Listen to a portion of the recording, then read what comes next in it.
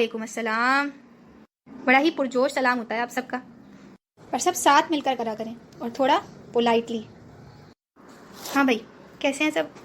ठीक है मिस, आप कैसी हैं? अल्हम्दुलिल्लाह बिल्कुल ठीक ठाक। दुआ खैर, आपकी बो तो बड़ी अच्छी लग रही है। जी मिस, अलादीन गए थे ना तो वहां से ली थी। मिस ये बस अलादीन ही जाती रहती हैं पिकनिक पे। अच्छा भाई, अब लड़े नहीं, चलें टॉपिक की तरफ चलते हैं। आज हम स्टडी करेंगे केमिकल बॉन्डिंग के बारे में। अच्छा, हम ये सब बात जानते हैं कि दुनिया में जितनी भी चीज़ें हैं दे ऑल आर मैटर, और मैटर का सबसे छोटा पार्टिकल क्या होता है? एटम्स। एटम्स मिलकर एलिमेंट्स बनाते हैं। दुनिया के अंदर 118 एलिमेंट्स अभी तक डिस्कवर हुए हैं। Miss 118 elements?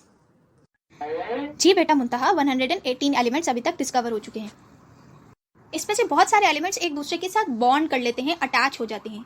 ऐसी फोर्स, ऐसी ताकत जो कि एटम्स को एक दूसरे के साथ जोड़ कर रखे, ज्वाइन करे और मॉलिक्यूल बनाने में या कंपाउंड बनाने में हेल्प करे, उसको हम कहते हैं केमिकल बॉन्ड।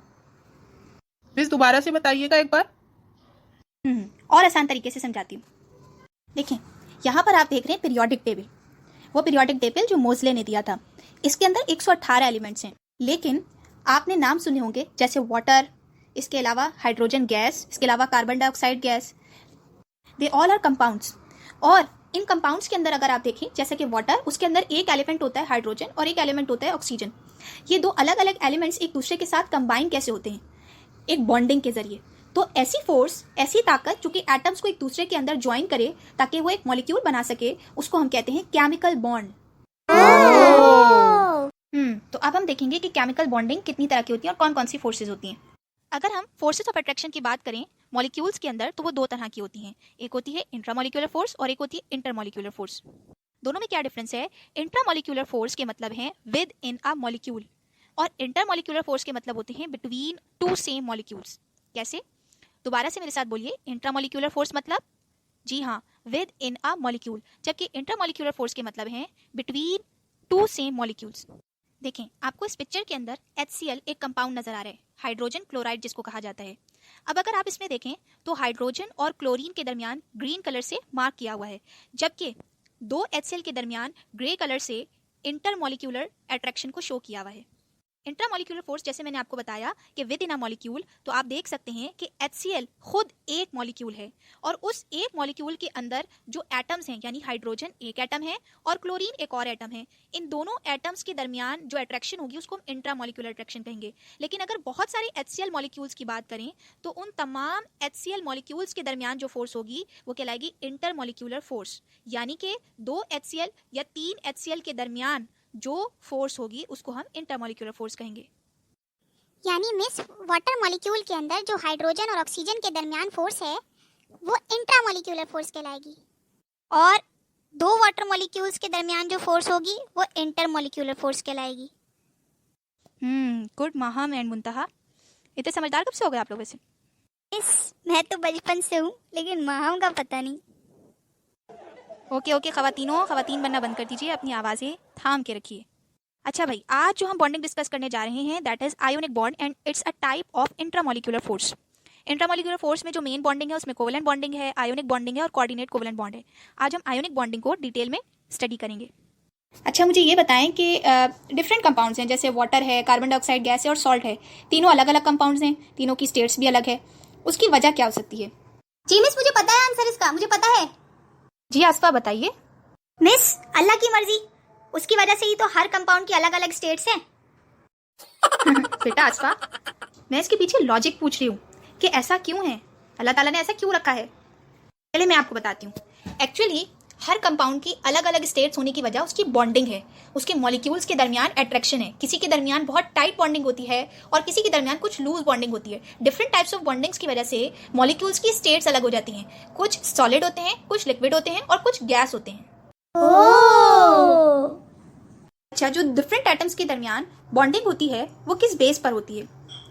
इस डायग्राम में आप एटम का स्ट्रक्चर देख रहे होंगे। एटम के स्ट्रक्चर में दो पार्ट्स होते हैं, एक सेंटर पार्ट जिसको न्यूक्लियस कहा जाता है, और बाकी न्यूक्लियस के जो आउटर शेल्स होते हैं जिनको हम ऑर्बिट्स या शेल्स का नाम भी देते हैं, जिसमें इलेक्ट्रॉन्स रिवॉल्व कर रहे होते हैं। हर एटम के अंदर डिफरेंट शेल्स होते हैं और नंबर ऑफ शेल्स भी मुख्तलिफ होते हैं। लेकिन जो लास्ट शेल होता है हर एटम का, उसको वैलेंस शेल कहा जाता है। क्या कहा जाता है? जी हाँ, दोबारा से बोलिए, वैलेंस शेल। इस शेल के अंदर 8 इलेक्ट्रॉन्स होने चाहिए, लेकिन दो वाहिद एलिमेंट्स हैं जिनके अंदर लास्ट शेल में 8 इलेक्ट्रॉन्स नहीं होते, क्योंकि उनके पास इलेक्ट्रॉन्स की तादाद ही कम है। एक है हाइड्रोजन, जिसके अंदर नंबर ऑफ इलेक्ट्रॉन सिर्फ 1 है, और एक है हीलियम, जिसके अंदर नंबर ऑफ इलेक्ट्रॉन्स की तादाद 2 है। लेकिन बाकी तमाम एलिमेंट्स के अंदर जो वैलेंस शेल होता है, ऑक्टेट रूल के मुताबिक उसमें 8 इलेक्ट्रॉन्स होना लाजमी है। कितने इलेक्ट्रॉन्स होना? जी हाँ, 8 इलेक्ट्रॉन्स। अगर किसी एलिमेंट के अंदर 8 इलेक्ट्रॉन्स नहीं हैं, तो इसका मतलब उसका वैलेंस शेल कंप्लीट नहीं है, और वो उस वैलेंस शेल को कंप्लीट करने के लिए किसी न किसी दूसरे एटम के साथ बॉन्डिंग करता है। या तो इलेक्ट्रॉन ले लेगा या फिर इलेक्ट्रॉन दे देगा ताकि उसके साथ बॉन्डिंग कर ले। अच्छा, अब हम डिस्कस करते हैं आयोनिक बॉन्ड को, जिसको हम इलेक्ट्रोवैलेंट बॉन्ड भी कहते हैं। आयोनिक बॉन्ड क्यों कहा जाता है? ऐसी फोर्स ऑफ अट्रैक्शन या ऐसी बॉन्डिंग जो कि दो डिफरेंट चार्जेस के दरमियान हो, दो अपोजिट चार्जेस के दरमियान हो, उसको हम आयोनिक बॉन्ड कहते हैं। ये बॉन्डिंग मेटल्स और नॉन मेटल्स के दरमियान होती है। मिस, मेटल्स और नॉन मेटल्स के दरमियान ही क्यों होती है? That's a good question. क्योंकि बेटा, जो मेटल्स होते हैं उनके पास इलेक्ट्रॉन्स डोनेट करने की सलाहियत ज़्यादा होती है, और जो नॉन मेटल्स होते हैं उनके पास इलेक्ट्रॉन्स लेने की सलाहियत ज़्यादा होती है। जैसा कि अभी हमने डिस्कस किया कि लास्ट शेल, जिसको वैलेंस शेल कहा जाता है, उसमें 8 इलेक्ट्रॉन्स होना लाजमी है। इस तरह एक इलेक्ट्रॉन लेता है और एक इलेक्ट्रॉन देकर आयोनिक बॉन्ड क्रिएट कर लेता है, क्योंकि उनके ऊपर चार्जेस आ जाते हैं पॉजिटिव और नेगेटिव। कैसे? आइए इसको जरा डिटेल में देखते हैं। सोडियम क्लोराइड का नाम तो सबने सुना ही होगा, NaCl, normal salt. Sodium chloride दो डिफरेंट एलिमेंट से मिलकर बना है, एक सोडियम और एक क्लोरीन आयन। यहाँ पर सोडियम एक मेटल है, जबकि क्लोराइड आयन एक नॉन मेटल है। दोनों एक दूसरे के साथ बॉन्डिंग कैसे करते हैं कि एक इलेक्ट्रॉन अपना दे देता है और दूसरा उसका इलेक्ट्रॉन ले लेता है। इस तरीके से दोनों में आयोनिक बॉन्ड बन जाता है। एक पे पॉजिटिव चार्ज आ जाता है और एक पे नेगेटिव चार्ज। इस पिक्चर के अंदर आप सोडियम एटम की डायग्राम देख रहे हैं। सोडियम के पास टोटल 11 इलेक्ट्रॉन्स होते हैं। इसके लास्ट शेल के अंदर एक इलेक्ट्रॉन मौजूद है। अभी हमने बात की कि वैलेंस शेल के अंदर 8 इलेक्ट्रॉन यानी कि 8 इलेक्ट्रॉन्स होने चाहिए, लेकिन इसके लास्ट शेल में 1 इलेक्ट्रॉन है। तो ये क्या करेगा कि इसका अपना शेल भी कंप्लीट हो जाए। ज्यादा फोर्स किसमें लग सकती है कि ये 7 इलेक्ट्रॉन्स किसी दूसरे एटम से ले, या फिर अपना 1 इलेक्ट्रॉन किसी दूसरे एटम को देकर अपना शेल कंप्लीट कर ले। मिस, ये ना अपना एक इलेक्ट्रॉन दे देगा दूसरे को, ताकि इसका अपना दूसरा शेल जो कि 8 इलेक्ट्रॉन्स पे कंसिस्ट करता है वो कंप्लीट हो जाए। That's great. जी हाँ, ये अपना एक इलेक्ट्रॉन दे देगा। तो अगर हम इस पिक्चर में क्लोरीन एटम की इलेक्ट्रॉनिक कॉन्फ़िगरेशन या उसके एटम का स्ट्रक्चर देखें, तो इसके लास्ट शेल में कितने इलेक्ट्रॉन्स हैं? जरा काउंट करते हैं। 1 2 3 4 5 6 7। जी हाँ, इसके लास्ट शेल में 7 इलेक्ट्रॉन्स हैं, और इसको सिर्फ और सिर्फ एक इलेक्ट्रॉन चाहिए ताकि ये अपना वैलेंस शेल क्या कर ले? कंप्लीट कर ले। चले आए, अब देखते हैं कि आयोनिक बॉन्ड की फॉर्मेशन कैसे होती है एक एग्जाम्पल के जरिए। सोडियम क्लोराइड नॉर्मल सॉल्ट का फॉर्मूला है, और इसके अंदर 2 एलिमेंट्स होते हैं, एक होता है सोडियम और एक होता है क्लोरीन। दोनों के दरमियान बॉन्डिंग कैसे होती है? एक्चुअली यहाँ पर सोडियम एक मेटल है, जबकि क्लोरीन एक नॉन मेटल है। सोडियम के लास्ट शेल में अभी हमने बात की कि 1 इलेक्ट्रॉन है, जबकि क्लोरीन एटम के लास्ट शेल में 7 इलेक्ट्रॉन है। होता क्या है कि सोडियम अपना 1 इलेक्ट्रॉन जो लास्ट शेल में है वो क्लोरीन एटम को डोनेट कर देता है, और क्लोरीन एटम वो इलेक्ट्रॉन ले लेता है। याद रखिएगा बेटा कि जब भी कोई एटम इलेक्ट्रॉन डोनेट करता है तो उसके ऊपर चार्ज आ जाता है पॉजिटिव, और जब भी कोई एटम इलेक्ट्रॉन लेता है तो उसके ऊपर चार्ज आ जाता है नेगेटिव। बिकॉज दोनों ही एटम्स ने इलेक्ट्रॉन लिए और दिए हैं, तो इसी वजह से इनके ऊपर चार्ज आ गया है। सोडियम के ऊपर चार्ज आया है पॉजिटिव, और क्लोराइड आयन के ऊपर चार्ज आया है नेगेटिव।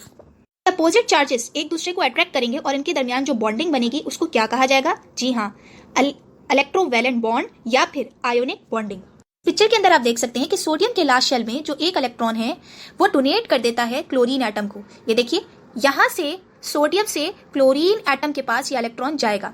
जैसे ही सोडियम अपना 1 इलेक्ट्रॉन क्लोरीन को देगा, इसके ऊपर चार्ज आ जाएगा +1, क्योंकि इसने 1 इलेक्ट्रॉन दिया है। और चूंकि क्लोरीन एटम 1 इलेक्ट्रॉन लेगा, it will be converted into chloride ion, और उसके ऊपर चार्ज आ जाएगा -1। पॉजिटिव आयंस को कैटायंस कहते हैं और नेगेटिव आयंस को एनायंस कहते हैं। दोनों एक दूसरे के अपोजिट चार्जेस क्रिएट कर चुके हैं, तो इसीलिए एक दूसरे को अट्रैक्ट करेंगे and they will make a bond which is called as ionic bond. Now the compound is neutral, क्योंकि उसके ऊपर अब कोई चार्ज नहीं है। Oh miss, that's interesting. Miss, video दिखाएंगे आज? जी मिस, वीडियो दिखा दें प्लीज। वीडियो भी देख लेंगे, पहले जरा आयोनिक कंपाउंड्स की कैरेक्टरिस्टिक्स को देख लेते हैं। हमने बात की थी कि डिफरेंट केमिकल बॉन्डिंग्स हर डिफरेंट मॉलिक्यूल्स की स्टेट्स को डिफाइन करता है। आयोनिक कंपाउंड्स जितने भी होते हैं they are solid at room temperature. ये हार्ड इन स्ट्रक्चर होते हैं। चूंकि ये सॉलिड हैं तभी इनका मेल्टिंग और बॉइलिंग पॉइंट भी काफ़ी हाई होता है। They are generally soluble in water. ये वाटर के अंदर या पोलर सॉल्वेंट्स के अंदर तो सॉल्युबल होते हैं, लेकिन नॉन पोलर सॉल्वेंट्स के अंदर ये सॉल्युबल नहीं हो सकते। इसके अलावा ये इलेक्ट्रिसिटी भी कंडक्ट कर सकते हैं, यानी इनमें से इलेक्ट्रिसिटी पास आउट हो सकती है, बट कब? जब ये मोल्टेन हो, यानी कि पिघले हुए हों, या फिर ये किसी सॉल्यूशन या वाटर के अंदर डिसॉल्व हुए हुए हों। सॉलिड फॉर्म के अंदर ये इलेक्ट्रिसिटी कभी भी कंडक्ट नहीं कर सकते। सॉलिड फॉर्म के अंदर इलेक्ट्रिसिटी कंडक्ट क्यों नहीं कर सकते, ये आपका होमवर्क है कि आप इस रीजन को सर्च आउट करेंगे। Okay miss. तो जरा समरी लेते हैं। हमने सबसे पहले डिस्कस किया that what is chemical bonding. Chemical bonding क्या है? केमिकल बॉन्डिंग दो डिफरेंट एटम्स के दरमियान या दो सेम एटम्स के दरमियान एक फोर्स ऑफ अट्रैक्शन है। फिर हमने पढ़ी कि फोर्स ऑफ अट्रैक्शन कितनी तरह की होती है, इंट्रामॉलिक्यूलर फोर्स और intermolecular force. Intermolecular force between two same molecules, जबकि intramolecular force within molecule होती है।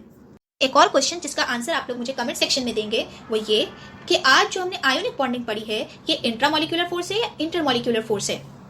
फिर हमने ये डिस्कस किया कि दो डिफरेंट एटम्स जिसमें एक मेटल हो एक नॉन मेटल हो और एक में इलेक्ट्रॉन डोनेट करने की सलाहियत हो और एक में इलेक्ट्रॉन लेने की सलाहियत हो, दो डिफरेंट अपोजिट चार्जेस के दरमियान जो बॉन्डिंग होती है that is called ionic bonding.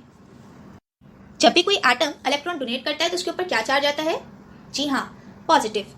और जब भी कोई एटम इलेक्ट्रॉन लेता है तो उसके ऊपर क्या चार्ज आ जाता है? नेगेटिव। पॉजिटिव आइंस को कैटाइंस कहते हैं और नेगेटिव आइंस को एनाइंस का वर्ड कहा जाता है। और होमवर्क जो आप लोग करेंगे कि अगर बॉन्डिंग मैग्नीशियम और ऑक्सीजन के दरमियान हो और वो फॉर्म करे मैग्नीशियम ऑक्साइड, तो वो बॉन्डिंग किस तरीके से होगी? अपनी अपनी पिक्चर्स ड्रॉ कीजिए इलेक्ट्रॉनिक कॉन्फ़िगरेशन के साथ और मुझे कमेंट सेक्शन में टैग कीजिए। आई होप कि आज का टॉपिक आपको बहुत अच्छे से समझ में आया होगा। आज के लिए इतना ही, तब तक के लिए bye. It's the one and only Digo Double G. Snoop Dogg.